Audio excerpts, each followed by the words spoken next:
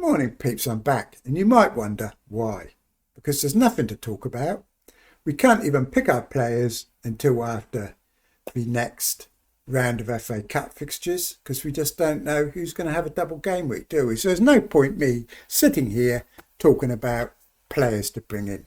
Would be pointless. Doesn't stop other people doing it, but it does stop me doing it. So I'm going to sit here and wave my hands around like this. Right, so first thing I'll tell you about is what I've actually been watching because it's been quite interesting actually. I watched the interview with Mark Sothers on FPL Have a Beer, which was very interesting. I really enjoyed that. I've enjoyed all of them, I think, that he's done. And it's very sitting there listening to people talk about how they got into FPL and all that type of thing, and their journey through FPL. So I enjoyed watching that. And then I watched one which I don't normally watch, about analytics. These three jokers talking about analytics. It's quite interesting, because I think Price is on there and he's not totally analytic, so they all had a different point of view. And I quite enjoyed it. And one thing I found interesting was that they said that gut picks no longer exist. Nobody makes a pick these days on gut instinct. And that was what they said. I don't agree with that. I think there's a lot of things that the engines, or whatever you call them, do not see. They can't see confidence, body language, all that type of thing. They just miss because it's just raw numbers. And those things can tell you a lot and they can give you an insight. If I watch a game, I think I'm a pretty good judge of being able to see when someone's about ready to do something that doesn't, necessarily doesn't show up in the statistics. And they miss all that, And Mark Sothers, I think, he was very much a go by your gut manager. He stats as well, but he used to come up with some real left field punts, and you think, why is he picking him? I don't understand why he's picking that player, But and they'd often do really well. But these days he doesn't seem to do that as much. And I'm starting to think he's being a bit too he's turned the dial up, as he was saying, too much on FPL review, I think. And it's interesting, isn't it? The difference between eye test and analytics and how people do move those dials in one direction or the other, But personally, I think that things like FPL review, where they really shine, is in periods like we have at the moment, where you've got double game week, blank game weeks and all that type of thing. And you try and work it out in your head and it's like just totally confusing, trying to work out who's going to end up getting the most points. But the engines can do that type of thing quite well. But I think where they're not so good is in the actual players that they select. Not as good in that, They're good at putting a combination of players together. But in terms of picking an individual player, I still favour the old-fashioned methods, very much so in my case. But anyway, peeps, I really enjoyed those two shows. So go and watch them if you haven't watched them. Even if you've had a bad game week, you can watch things like that and it's not going to trigger you. You're not going to get triggered by watching that. Whereas someone sitting there telling you about Fernandez, like I just did, it's going to drive you nuts, isn't it? And you're going to switch off. Because you're going to have PTSD, aren't you, from Fernandez, and you're going to need 2 weeks to recover because it's not very nice having a big red arrow 2 weeks, having to sit there for 2 weeks with no games, is it? So what I thought I'd do today is have a quick look back at the season and see what we can do better, because I'm seeing the same old mistakes. I wrote that ebook 10, 12 years ago now, peeps, and kind of simple outline of how to play this silly game, and people are still making the basic mistakes. Even I make them, you know. So we all do it. And Nkunku, why? Why, peeps? Why did we have Nkunku in our teams? No FPL history, no pedigree. All it was is we thought, he's cheap and he's in midfield. And that was it, you know. The logic was there in that sense, but the performances weren't there, were they? Just justify bringing him in without waiting to see, really, whether the performances would come. Quansah, Barco, the list goes on. Players we bought at the start of the season. No history, no fantasy pedigree whatsoever. Just a wing and a prayer. All failed. I'll tell you what, look at this. My wild card is active, Andy. He's activated. And you know why he's had to activate his wild card? It's not because he thinks game week 30 is a better time to play it. It's because he bought Nweri into his team and Dango Otara into his team.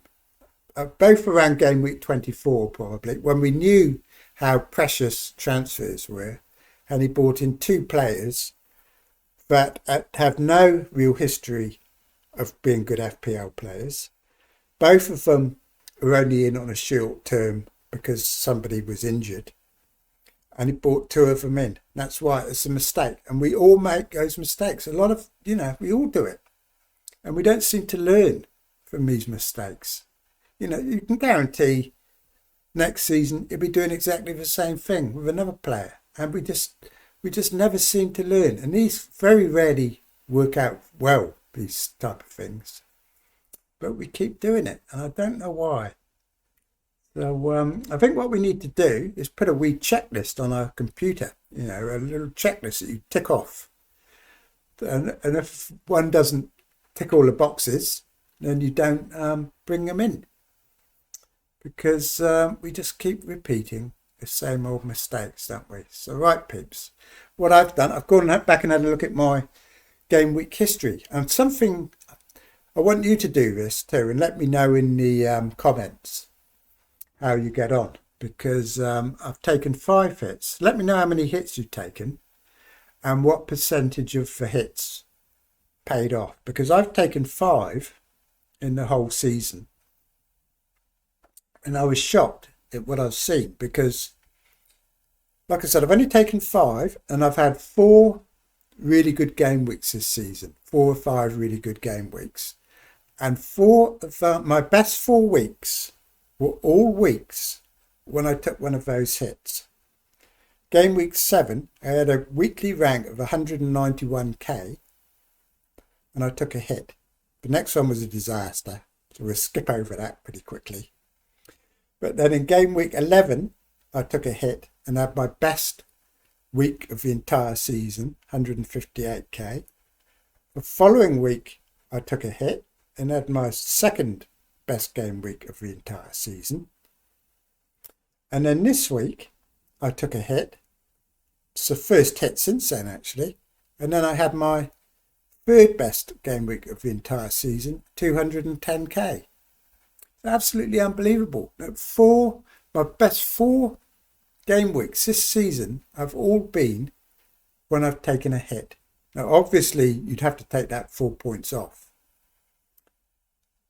But no, you wouldn't, would you? Because the game week rank does include that -4, doesn't it? So even with a -4, I was 210k in the world this week, game week rank. So it's remarkable, 4 out of 5, and it's got me wondering. All this time here, I didn't take a single hit between game week 13 and game week 28. I didn't take a single hit. I'm wondering whether I was playing too cautiously and whether I should have been taking a few more hits. Because I think I'm good at picking players and buying players when they're going to get points. And maybe I've been too cautious. You know, like, oh no, I try and save a free transfer and all this type of thing. by not taking any hits and getting middling ranks. You know, I went nowhere. I went nowhere, peeps, really, during that time where I didn't take any hits. Do you need to move quicker, you know, and stay ahead of the curve, taking hits? So I want you guys to put in the comments how many hits you've taken and go back and have a look at the results and kind of try and work out whether the game weeks where you took a hit, you have a better game week average than the weeks where you haven't taken a hit. So that's an interesting little exercise for you there, peeps. Now let's look at my game week 1 team. How many mistakes did I make? Really, I've said it's Johnson. Who's that Johnson there? Can't remember who he is. Is that an Everton kit? Well, I don't know what he's doing in my team, peeps, whoever he is. Oh, is it Ipswich? Is he an Ipswich player? Okay, so I bought Nkunku in, and this Johnson character, who I can't even remember who he is. So this tells you something straight away, doesn't it? So it was obviously a complete fail. Solanke was at a new club. I can't say you can say that was a mistake, though, bringing him in.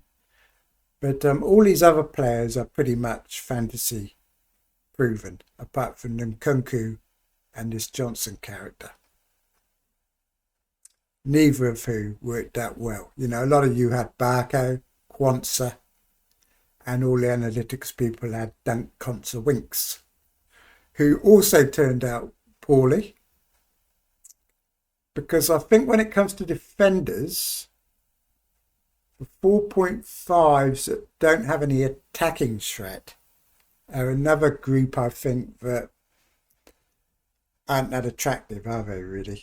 I mean, I've had Colwell, apart from when I got fluky with him, but generally speaking, the ones that don't get any attacking points are probably also to be avoided, I think.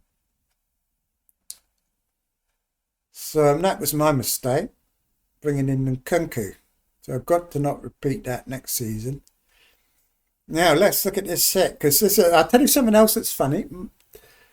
The week I took out Haaland, and got Salah in, was my best week of the entire season. So I took a hit to do that. Got Cunha and Salah. Had a massive week. See Fernandes 17 points. Talk about Fernandes again, because say what you like about him, he's a proven fantasy asset, and they're the ones you want in your team. You know, they go through bad patches like Palmer is at the moment, but they're proven. So like you can expect Palmer to come good. You know what I mean? Temporary. Form's temporary, class is permanent. And which is why bringing in these players that are in a temporary bit of form often doesn't work out. Like me in game week 3. This is one mistake I found, was game week 3. I bought in Madueke for Nkunku. Now, this was a mistake on 2 levels, and it shows the danger of bias, because I support Chelsea.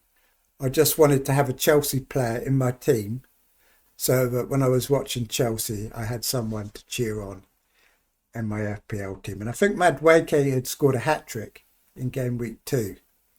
So I bought him in, partly to make some money and as a punt, you know. But it turned out to be bad, as these players often do, you know. They often do, because they don't have any proven pedigree. This is the problem. But it was him I went through every week and had a look at see if I'd been choosing proven players or not. And the other one I found was Iwobi. You know, I bought Iwobi at some stage, and that was a mistake. Not because he didn't get points, but because he has no proven history in the game. And I think it's very important, very important. So we've got to watch for those short-term things that look reasonable, but really, they very rarely pay off. You know, a bit like buying these players for the short term because somebody's injured. You know, I don't think it's necessarily a very good idea, and it's why Andy has had the wild card this week. Now, something else is I've been thinking about is how important for me this season FPL team has been, because I've never really used it for an entire season before. I've been very slow in the uptake of this type of thing. I was just using basically almost pencil and pen almost to work out what I was doing. I was back in the Stone Ages. But this, I don't think without this I could have come up with that whole plan. I couldn't have planned for game week 29 nearly as well as I did without FPL team. Because from game week 24 I was able to go forward each week, see how many players I had for game week 20 and all that type of thing, and how many transfers I could afford to make, and it made it all very, very easy, you know. So this is fantastic. It makes a huge difference, because the official site is absolutely useless. You know, you can't go forward and alter things. So it makes it very difficult to kind of plan ahead, doesn't it? Whereas with this, I was able to make a no Salah plan way back in game week 24, 25, and go through with it. I tell you what, peeps, I watched that analytics show, and it was quite interesting that nearly all of them have got rid of Salah, whereas nearly all the content creators and that have nearly all kept Salah. You know, and it's because the analytics say that you can get more points in your team without Salah, so they just go and do it. They don't worry about ownership. They're not influenced by fear or any of those type of things that normal managers are, you know, and biases, you know, because Salah's got us a lot of points in the past. You're going to be more reluctant to get rid of him, and all that type of thing, you know, plays on you with players, you know. Like me with Fernandez, I was planning to get rid of Fernandez. The fact he scored lots of points in the last few weeks may influence my decision, you know, even though the facts say that they're all against easy matches and he's got tough matches coming up and all that type of thing, you know. So it's quite an interesting, I found that quite interesting, you know, that the dichotomy between the way that the play the game, and it was quite refreshing in that sense that they're prepared to not be afraid and not worry about ownership, because I do feel a lot of us are overly worried and ruled by fear, aren't we? Fear of missing out and all that type of thing. So sometimes, of course, it's justified, you know, because Salah has, of course, been head and shoulders above everybody else this season, hasn't he? Although you can say that his form hasn't been fantastic in recent weeks. I mean, he's kept getting FPL points, but nearly all of those have been from penalties, I think. And Liverpool in general are not looking great. And I don't think people have made enough of the fact of Trent being missing. I think if Trent is missing for a while, I think that could be quite detrimental to Salah in particular, because Trent does try and find Salah at every opportunity, whereas the other players tend to put it on the other side. It goes down the other side a lot more. Anyway, peeps, what else can we talk about? That's about it, I think, really. I just wanted to come on and ask you guys to go and have a look in your history about the hits and to analyse your performances so far this season and see what kind of mistakes you're making, because, you know, it's easy to churn out these videos each week about who to buy and what should we do, but you've got to sometimes look at the big picture, I think, and see where we're going wrong, because I'm seeing a lot of us are not learning from previous mistakes. You know, we keep repeating the same ones over and over again, don't we? But that's about it, really. So I thought I'd come on because I've got to do a video, basically, because if I don't do one every week, the algorithm for Google gets a bit antsy and doesn't like it, you know. So you've got to kind of try and put one out every week. But I wanted to come on anyway because I enjoy making these things, and there's not much else out there for you to watch at the moment, is there? Because I know a lot of people are hiding, but there's no real need to, because you can watch all these shows without worrying, really, because they're not really relevant. They're not going to give you PTSD because you've had a bad game week. I'll tell you what we'll do. We're going to have a quick look at the that content creator league thingy I put together and see where everyone's at. Probably a good time to do that while we're having a break, isn't it? See if the gaps have widened or narrowed. So Harry, 50 points ahead of all the other ones on this list. There's Harry, Joe, Fabio, who we could say he's kind of an analytics manager, I think, really now, probably. But I think he uses a different algorithm and review, doesn't he? He's having a kind of reasonable season, 116k overall. I'm at 147. Then we've got Bakar and Andy, Mark, Wag, Az, and Late Riser. Everyone's kind of well inside the top million now, and with 9 weeks to go and a lot of chips left, you'd think everybody on this list is going to improve their rank between now and the end of the season. So everybody's having a reasonable season by looking at it. Everybody has different approaches to how they play in this one. So it's going to be interesting to see where it ends up. I mean, Late Riser, of course, was handicapped himself for a long time by hanging on to Haaland long after everybody else had sold him. I think Az was the same, which largely accounts for why they're at the bottom. Let's have a look and see how many people have still got Salah. I'm very worried about game week 30, peeps, very worried. And it's not because I don't have Salah.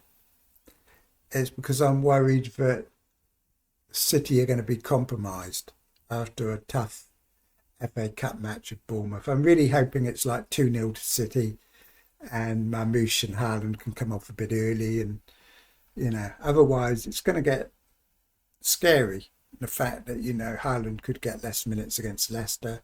They could play a lot of B team players and might not be as effective. So I'm a little bit worried about game week 30 without Salah. After that, I think it's plain sailing. Right, so Harry, Joe, and Fabio all have Salah. Sensible ones.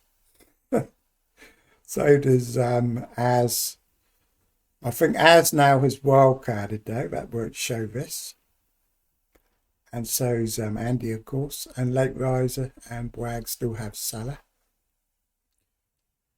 Mark, Andy, Bakar, and myself don't have Salah. Now, Andy and Bakar, I think, are analytics managers, which would probably explain why they took out Salah, because the algorithm did say it was the best option to take him out.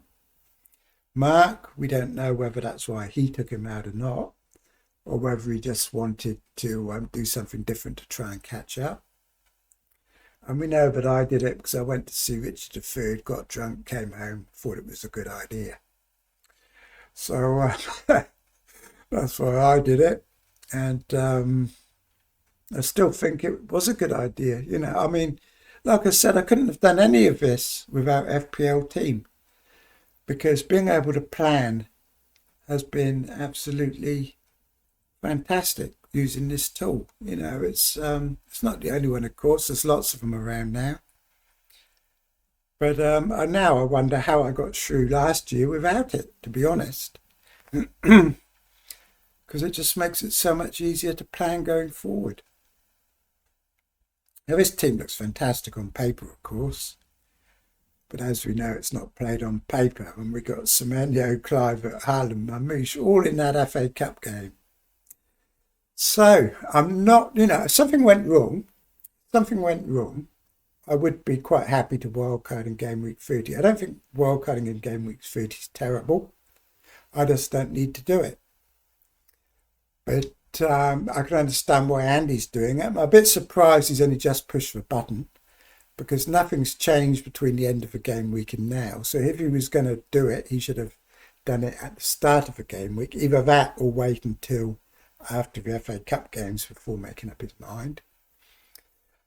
But, I've got nothing against the game week 30 wildcard whatsoever. If anything happens to Haaland, I probably would play one. And I'd probably bring Salah back if that was the case. Or, it wouldn't take much. I don't know why Robinson's yellow flagged. I'm going to have to investigate this.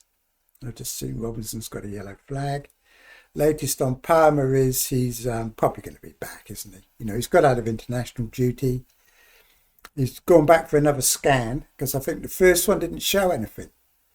And they've gone back for another one because they want to be doubly sure he's got 0 hamstring injuries. Because I think one of the other players had a similar thing. And then they got injured, when the scan didn't show anything. So anyway, peeps, I'm off.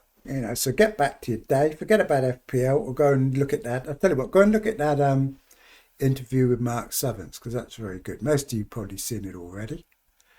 But like and subscribe anyway, peeps. And remember, stop making silly mistakes because we all do it. I do it all the time. And the same ones. It's amazing. There's so few mistakes you can actually make in FPL, but we still keep making them, don't we? It's ridiculous. So like and subscribe, peeps, and I'll talk to you all later. Okay, so cheers for now.